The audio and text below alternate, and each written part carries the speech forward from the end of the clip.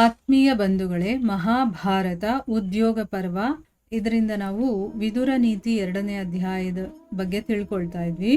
ಹೋದ ಭಾಗದಲ್ಲಿ ಧೃತರಾಷ್ಟ್ರ ಕೇಳ್ತಾನೆ, ನನಗೆ ಕೆಲವೊಂದು ವಿಚಾರಗಳನ್ನು ತಿಳಿಸು, ಯುಧಿಷ್ಠಿರನಿಗೆ ಹಿತವಾಗಿರಬೇಕು ಮತ್ತು ಕೌರವರಿಗೆ ಕಲ್ಯಾಣಕಾರಿಯಾಗಿರಬೇಕು ಅಂಥ ವಿಷಯಗಳನ್ನು ನನಗೆ ತಿಳಿಸು. ಯಾಕೆ ಅಂತಂದರೆ ನನ್ನ ಮನಸ್ಸಲ್ಲಿ ಬರೀ ಅನಿಷ್ಟನೇ ಓಡ್ತಾ ಇದೆ, ಎಲ್ಲ ಕಡೆ ಅದೇ ಕಾಣಿಸ್ತಾ ಇದೆ, ಮನಸ್ಸಿಗೆ ನೆಮ್ಮದಿ ಇಲ್ಲ, ಅದಕ್ಕೆ ನನಗೆ ನಿದ್ದೆನೂ ಕೂಡ ಬರ್ತಾ ಇಲ್ಲ ಅಂತಂದ್ಬಿಟ್ಟು ವಿದುರನಿಗೆ ಕೇಳಿದಾಗ ವಿದುರ ಹೇಳ್ತಾನೆ, ಧರ್ಮಯುಕ್ತವಾದಂತಹ ಅಂದರೆ ನಾವೇನಾದರೂ ಒಂದು ಮನಸ್ಸಲ್ಲಿ ಇಟ್ಕೊಂಡು ಏನೋ ಒಂದು ಕೆಲಸ ಮಾಡಬೇಕು ಅಂತಂದಾಗ ಮೊದಲು ಆ ಕೆಲಸದ ಬಗ್ಗೆ ಯೋಚನೆ ಮಾಡಬೇಕು. ಈ ಕೆಲಸವನ್ನು ಯಾಕೆ ಮಾಡ್ತಾ ಇದ್ದೀನಿ ಅಂತ ಯೋಚನೆ ಮಾಡಿ, ಆಮೇಲೆ ಅದರ ಒಂದು ರಿಸಲ್ಟ್ ಏನಾಗುತ್ತೆ ಅದನ್ನು ಕೂಡ ಯೋಚನೆ ಮಾಡಬೇಕು. ಮತ್ತು ಕಪಟದಿಂದ, ಮೋಸದಿಂದ, ವಂಚನೆ ಮಾಡಿ ಯಾವುದೇ ಕೆಲಸಗಳನ್ನು ನಾವು ಸಿದ್ಧಿಸ್ಕೊಳ್ಬಾರ್ದು. ಅಂದರೆ ಧರ್ಮದಿಂದ ನಡ್ಕೊಂಡು ನಮ್ಮ ಕೆಲಸವನ್ನು ಮಾಡ್ಕೋಬೇಕು, ಸತ್ಯ ಮಾರ್ಗದಲ್ಲೇ ನಡಿಬೇಕು. ಅಥವಾ ನಾವು ಒಳ್ಳೆ ಮಾರ್ಗದಲ್ಲಿ ನಡೆದು ಆ ಕೆಲಸ ಏನಾದರೂ ಕಂಪ್ಲೀಟ್ ಆಗಿಲ್ಲ ಅಂತಂದರೂ ನಮ್ಮ ಮನಸ್ಸಲ್ಲಿ ಚಿಂತೆ ಅಥವಾ ಗ್ಲಾನಿಯನ್ನು ಇಟ್ಕೋಬಾರ್ದು. ಅಯ್ಯೋ ಆ ಕೆಲಸ ಆಗಲಿಲ್ವಲ್ಲ ಅಂತೆಲ್ಲ ಯೋಚನೆ ಮಾಡಬಾರ್ದು ಅಂತ ಹೇಳ್ದ. ಇಷ್ಟನ್ನು ನಾವು ಓದ ಭಾಗದಲ್ಲಿ ತಿಳ್ಕೊಂಡಿದ್ವಿ. ಈಗ ಮುಂದುವರೆದೇನು ಹೇಳ್ತಾರೆ ಅಂತ ನೋಡೋಣ. ವಿದುರರು ಹೇಳ್ತಾರೆ, ಧೀರ ಪುರುಷ ಅಥವಾ ಧೀರ ಮನುಷ್ಯ ಅಂತ ಅನ್ನಿಸ್ಕೊಂಡಿರ್ತಾನಲ್ಲ, ಅವನಿಗೆ ಯಾವುದು ಒಳ್ಳೆಯದು ಅಂತಂದರೆ ಮೊದಲು ಅವನು ಕರ್ಮದ ಪ್ರಯೋಜನ ಅಂದರೆ ಇದನ್ನು ಏನಕ್ಕೆ ಮಾಡ್ತಾ ಇದ್ದೀನಿ, ಇದರಿಂದ ಏನಾದರೂ ಯೂಸ್ ಇದೆಯಾ ಅಂತ ಯೋಚನೆ ಮಾಡ್ತಾನೆ. ಆಮೇಲೆ ಪರಿಣಾಮವನ್ನು ಕೂಡ ಯೋಚನೆ ಮಾಡ್ತಾನೆ. ಇದನ್ನು ಮಾಡೋದ್ರಿಂದ ಬರುವಂಥ ಪರಿಣಾಮ ಏನು, ಅದು ಒಳ್ಳೆಯದಾ ಕೆಟ್ಟದ್ದಾ, ಯಾರಿಗಾದರೂ ತೊಂದರೆ ಆಗುತ್ತಾ, ಯೂಸ್ ಆಗುತ್ತಾ, ಎಲ್ಲ ರೀತಿಯಲ್ಲೂ ಯೋಚನೆ ಮಾಡ್ತಾನೆ.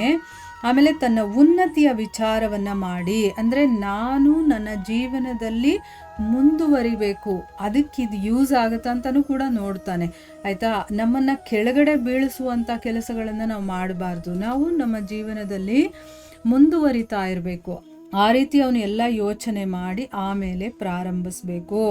ಇಲ್ಲ ಅಂತಂದರೆ ಅದು ಆ ರೀತಿಯಲ್ಲಿ ಆಗಲ್ಲ ಅಂತಂದರೆ ಆ ಕೆಲಸವನ್ನು ಅಲ್ಲೇ ನಿಲ್ಲಿಸ್ಬಿಡಬೇಕು ಅಂತ ಹೇಳ್ತಾರೆ. ಆಮೇಲೆ ಯಾವ ರಾಜ ಸ್ಥಿತಿ, ಲಾಭ, ಹಾನಿ, ಖಜಾನೆ, ದೇಶ ಮತ್ತು ದಂಡ ಇದರ ಮೆಷರ್ಮೆಂಟ್ ಅಂದರೆ ಎಷ್ಟಿದೆ ಏನು ಅಂತ ತಿಳ್ಕೊಂಡಿರೋದಿಲ್ವೋ ಅವನು ರಾಜ್ಯದಲ್ಲಿ ಸ್ಥಿರವಾಗಿರೋದಕ್ಕಾಗೋದಿಲ್ಲ. ಒಬ್ಬ ರಾಜ ಅಂತಂದಮೇಲೆ ಅವನಿಗೆ ಎಲ್ಲ ವಿಚಾರಗಳು ಗೊತ್ತಿರಬೇಕು. ಈ ರಾಜ್ಯದ ಸ್ಥಿತಿ ಹೇಗಿದೆ, ಲಾಭಗಳು ಏನೇನು ಆಗ್ತಾ ಇದೆ, ಹಾನಿ ಎಷ್ಟಾಗ್ತಾ ಇದೆ, ಖಜಾನೆಗಳಲ್ಲಿ ಎಷ್ಟಿದೆ, ದೇಶ ಹೇಗಿದೆ, ದಂಡ ಅಂದರೆ ಏನು, ಎಲ್ಲದರ ಬಗ್ಗೆನೂ ಅವನು ಮಾಹಿತಿಯನ್ನು ತಿಳ್ಕೊಂಡಿರಬೇಕು. ಮತ್ತು ಎಷ್ಟೆಷ್ಟು ಪ್ರಮಾಣದಲ್ಲಿ ಏನೇನೆಲ್ಲ ಇದೆ, ಏನು ನಡೀತಾ ಇದೆ, ಎಲ್ಲದರ ಬಗ್ಗೆ ಅವನು ಇಟ್ಕೊಂಡಿದ್ರೆ ಮಾತ್ರ ಅವನು ರಾಜ್ಯದಲ್ಲಿ ಸ್ಥಿರವಾಗಿರೋದಕ್ಕೆ ಸಾಧ್ಯ. ಯಾರು ಇದರ ಪ್ರಮಾಣದ ಬಗ್ಗೆ ಸರಿಯಾಗಿ ತಿಳ್ಕೊಂಡಿರ್ತಾನೋ ಮತ್ತು ಧರ್ಮ ಮತ್ತು ಅರ್ಥದ ಜ್ಞಾನದಲ್ಲಿ ದತ್ತಚಿತ್ತನಾಗಿರ್ತಾನೋ, ಅಂದರೆ ನೋಡಿ, ಒಬ್ಬ ರಾಜನಾಗಿರೋನಿಗೆ ಧರ್ಮದ ಬಗ್ಗೆನೂ ಗೊತ್ತಿರಬೇಕು, ಅರ್ಥದ ಬಗ್ಗೆನೂ ಗೊತ್ತಿರಬೇಕು, ಆಧ್ಯಾತ್ಮಿಕ ವಿಚಾರಗಳು ಗೊತ್ತಿರಬೇಕು. ಈ ಜಗತ್ತಿನಲ್ಲಿ ರಾಜ್ಯಭಾರ ಮಾಡಬೇಕು ಅಂತಂದರೆ ಅವನಿಗೆ ಎಲ್ಲ ವಿಷಯಗಳ ಬಗ್ಗೆನೂ ಮಾಹಿತಿ ಇರಬೇಕು. ಆಗ ಅವನು ರಾಜ್ಯವನ್ನು ಪಡ್ಕೊಳ್ತಾನೆ. ಈಗ ರಾಜ್ಯ ನನಗೆ ಸಿಕ್ಕಿಬಿಡ್ತು, ಈ ರೀತಿ ಯೋಚನೆ ಮಾಡಿ ಅವನು ಅನುಚಿತವಾಗಿ ನಡ್ಕೋಬಾರದು. ಅಂದರೆ ಏನು, ಇವಾಗ ರಾಜ್ಯ ಸಿಕ್ಬಿಡ್ತು ಅಂದಿದ ತಕ್ಷಣ ಮದ ಬಂದ್ಬಿಡುತ್ತೆ ಅವನಿಗೆ. ಆಗ ಅವನು ಇಷ್ಟ ಬಂದಂಗೆ ಹೆಂಗೆಂಗೋ ನಡ್ಕೊಳ್ಳೋದು, ಪ್ರಜೆಗಳಿಗೆ ಹಿಂಸೆ ಕೊಡೋದು ಅಥವಾ ದಂಡನೆ ತೆರಿಗೆಗಳನ್ನು ಹಾಕಿಬಿಡೋದು. ಈಗ ಕಂಸ ಎಲ್ಲ ಮಾಡ್ತಿದ್ದ ಅಲ್ವಾ, ತಾನೇ ರಾಜ ಅಂದ್ಕೊಂಡು ಪ್ರಜೆಗಳಿಗೆಲ್ಲ ತೊಂದರೆ ಕೊಡೋದು, ಹಿಂಸೆ ಕೊಡೋದು, ಆ ಥರ ಎಲ್ಲ ಮಾಡ್ತಿದ್ನಲ್ಲ, ಹಾಗೆಲ್ಲ ಮಾಡಬಾರ್ದು. ನನಗೆ ರಾಜ್ಯ ಸಿಕ್ಬಿಡ್ತು ಅಂತಂದ್ಬಿಟ್ಟು ಅವನು ಹೇಗೆಗೋ ಕೆಟ್ಟ ರೀತಿಯಲ್ಲೆಲ್ಲ ನಡ್ಕೋಬಾರ್ದು. ಉದ್ದಂಡತೆ ಅನ್ನೋದಿದೆಯಲ್ಲ, ಅದು ಸಂಪತ್ತನ್ನು ಹಾಗೆ ನಷ್ಟ ಮಾಡಿಬಿಡುತ್ತೆ.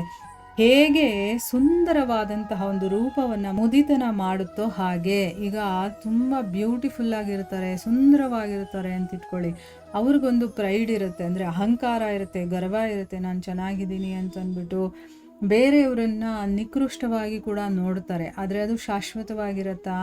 ಇಲ್ಲ. ಮುದಿತನ ಬಂತು ಅಂತಂದರೆ ಎಂಥ ಸೌಂದರ್ಯವತಿ ಆದರೂ ಕೂಡ ಅವರ ಮುಖದ ಮೇಲೆ ಸುಕ್ಕು ಅನ್ನೋದು ಬಂದೇ ಬರುತ್ತೆ. ಆ ಏಜ್ ಆಗಿರೋದು, ಆ ಮುದಿತನ ಅನ್ನೋದು ಅವರ ಒಂದು ಮುಖದ ಮೇಲೆ ಕಾಣಿಸುತ್ತಲ್ವಾ.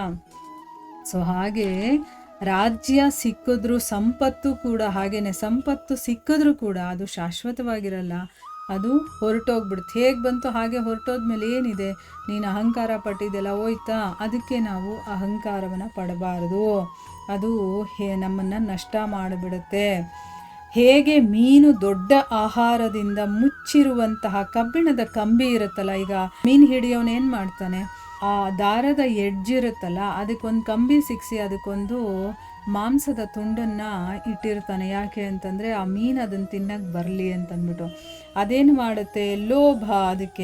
ಅದಕ್ಕೆ ಅದೇನು ಮಾಡುತ್ತೆ, ನನಗೆ ದೊಡ್ಡ ಆಹಾರ ಸಿಗ್ತಾ ಇದೆ ಅಂತ ಆಸೆಯಿಂದ ಅದನ್ನು ಹಿಡ್ಕೊಳಕ್ಕೆ ಬರುತ್ತೆ. ಆದರೆ ಲೋಭದಿಂದ ಹಿಡ್ಕೊಂಡಾಗ ಅದು ತನ್ನನ್ನೇ ತಾನು ಆ ಬಲೆನಲ್ಲಿ ಸಿಕ್ಕಾಕಿಸ್ಕೊಳ್ಳುತ್ತೆ. ಅಂದರೆ ಅದನ್ನು ನುಂಗೋಕ್ಕೆ ಹೋಗಿ ಆ ಕಂಬಿಗೆ ಅದೇ ಸಿಕ್ಕಾಕೊಳ್ಳುತ್ತೆ. ಅದಕ್ಕೋಸ್ಕರನೇ ಆಗುವ ಪರಿಣಾಮದ ಬಗ್ಗೆ ವಿಚಾರಿಸೋದಿಲ್ಲ. ಅಂದರೆ ಅದು ಇಲ್ಲಿ ನಾನು ಈಗ ತಿಂದರೆ ಏನಾಗುತ್ತೆ ಅನ್ನೋದ್ರ ಬಗ್ಗೆ ಅದು ಯೋಚನೆ ಮಾಡೋದಿಲ್ಲ. ಅದೇ ರೀತಿ ಒಬ್ಬ ಮನುಷ್ಯ ತಾನು ಮಾಡುವಂಥ ಕೆಲಸ ಏನಿದೆಯೋ ಅದರ ಬಗ್ಗೆ ಅವನು ಒಂದೇ ಒಂದು ನಿಮಿಷ ಕೂತ್ಕೊಂಡು ಯೋಚನೆ ಮಾಡಬೇಕು, ಇದರ ಪರಿಣಾಮ ಏನಾಗಬಹುದು ಅಂತಂದ್ಬಿಟ್ಟು ಆಮೇಲೆ ಅವನು ಆ ಕೆಲಸವನ್ನು ಮಾಡಬೇಕು. ಅದಕ್ಕೋಸ್ಕರನೇ ಯಾರು ತನ್ನ ಉನ್ನತಿಯನ್ನು ಬಯಸ್ತಾರೋ ಅಂಥ ಮನುಷ್ಯ ಅಂಥ ವಸ್ತುಗಳನ್ನು ಮಾತ್ರ ತಿನ್ನಬೇಕು ಅಥವಾ ಗ್ರಹಿಸಬೇಕು. ಯಾವುದು ತಿನ್ನೋದಕ್ಕೆ ಯೋಗ್ಯವಾಗಿದೆಯೋ ಅಥವಾ ತಿನ್ನೋದಕ್ಕಾಗುತ್ತೋ ಅಂಥದ್ದನ್ನು ಮಾತ್ರ ತಿನ್ನಬೇಕು.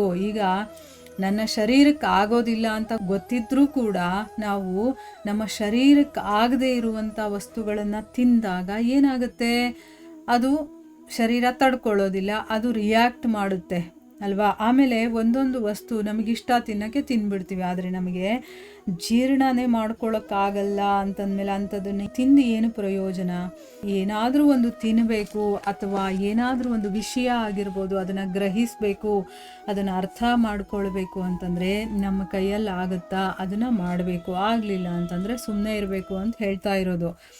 ಈಗ ಏನೋ ಒಂದು ಡಿಸಿಷನ್ ತೊಗೊಳ್ತೀವಿ ಅಂತಂದಮೇಲೆ ಆ ಕೆಲಸವನ್ನು ಮಾಡೋಕ್ಕಾಗುತ್ತಾ, ಅದರಿಂದ ಬರುವಂಥ ಪರಿಣಾಮವನ್ನು ನಾನು ಎದುರಿಸೋದಕ್ಕಾಗುತ್ತಾ ಅಥವಾ ನನ್ನಲ್ಲಿ ಡೈಜೆಸ್ಟ್ ಮಾಡ್ಕೊಳ್ಳೋಕ್ಕಾಗುತ್ತಾ ಅದು ಅಂತ ಯೋಚನೆ ಮಾಡಬೇಕು. ಆದರೆ ಮಾಡಬೇಕು, ಇಲ್ಲ ಅಂದರೆ ಸುಮ್ಮನೆ ಇರಬೇಕು. ಈಗ ತಿನ್ನೋ ವಿಷಯನೂ ಅಷ್ಟೇ, ತಿನ್ನೋದಕ್ಕಾಗುತ್ತಾ ಫಸ್ಟು ನೋಡಬೇಕು, ತಿಂದ ಮೇಲೆ ಅದನ್ನು ಜೀರ್ಣ ಮಾಡ್ಕೊಳ್ಳೋಕ್ಕಾಗಬೇಕು. ಜೀರ್ಣ ಆದಮೇಲೂ ಕೂಡ ಅದು ನಮ್ಮ ಶರೀರಕ್ಕೆ ಹಿತಕರವಾಗಿರಬೇಕು. ನಮಗೆ ತೊಂದರೆ ಕೊಡುವಂಥದ್ದನ್ನು ಯಾಕೆ ನಾವು ತಿನ್ನಬೇಕು ಅಲ್ವಾ. ನಾಲಿಗೆ ರುಚಿಗೆ ತಿನ್ಬಿಡ್ತೀವಿ, ಆಮೇಲೆ ಎಷ್ಟು ಅನುಭವಿಸ್ತೀವಿ. ಅದಕ್ಕೆ ಏನೇ ಕೆಲಸ ಆಗಿರ್ಬೋದು, ಬೇರೆಯವ್ರ ಜೊತೆ ಮಾತಾಡೋದಾಗಿರ್ಬೋದು ಅಥವಾ ಏನಾದರೂ ಒಂದು ಕಲಿಯೋದಾಗಿರಬಹುದು ಅಥವಾ ತಿನ್ನೋದಾಗಿರಬಹುದು ಅಥವಾ ತೊಡೋದಾಗಿರ್ಬೋದು, ಏನಾದರೂ ಆಗೋಗಿರಲಿ, ಅದನ್ನು ಮಾಡೋದಕ್ಕೆ ಮುಂಚೆ ನಾವು ಅದನ್ನು ಯೋಚನೆ ಮಾಡಬೇಕು. ಇದು ನನಗೆ ಆಗುತ್ತಾ ಅಂತ ಒಂದ್ಸರಿ ಯೋಚನೆ ಮಾಡಿ ಆಮೇಲೆ ಆ ಕೆಲಸ ಮಾಡೋದು ಅಥವಾ ಆ ವಸ್ತುಗಳನ್ನು ಗ್ರಹಿಸೋದು ಒಳ್ಳೆಯದು ಅಂತಂದ್ಬಿಟ್ಟು ಇಲ್ಲಿ ವಿದುರರು ಹೇಳ್ತಾ ಇದ್ದಾರೆ. ಇಲ್ಲಿಗೆ ನಾವು ನಿಲ್ಲಿಸೋಣ. ಹರೇ ಕೃಷ್ಣ.